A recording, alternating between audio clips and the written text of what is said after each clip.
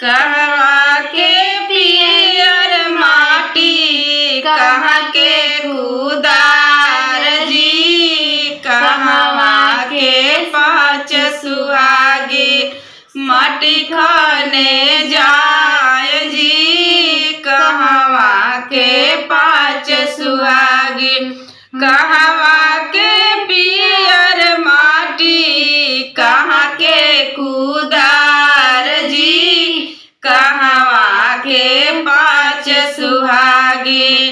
माटी खाने जाय जी, कहवा के पाँच सुहागी अयोध्या के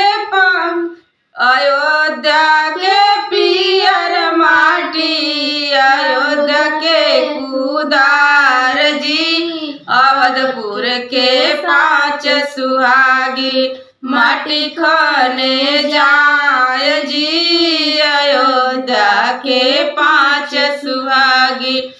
मटिया के खानी खानी भरली डलरिया जी, वही माटिया से बने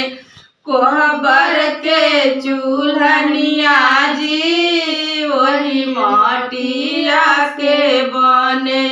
कोहबर के चूल्हनिया जी, वही माटी वही चूल्हनिया पे भाभी भतवा बनावे जी, वही भतवा से उतरे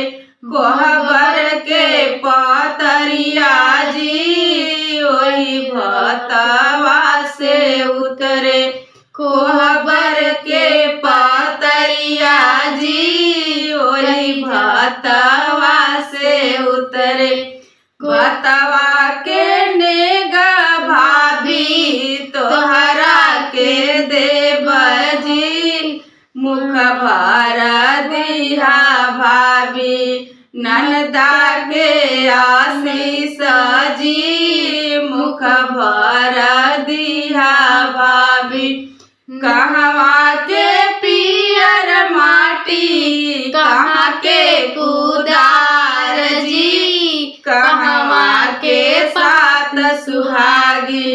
माटी खाने जाय जी, कहवा गौतमपुर के पियर माटी गौतमपुर के कुदार जी, तारा गाँव के पाँच सुहागी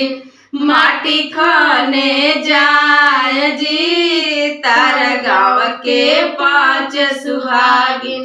माटी खाने जाय जी, तारा गाँव के पाँच सुहागी।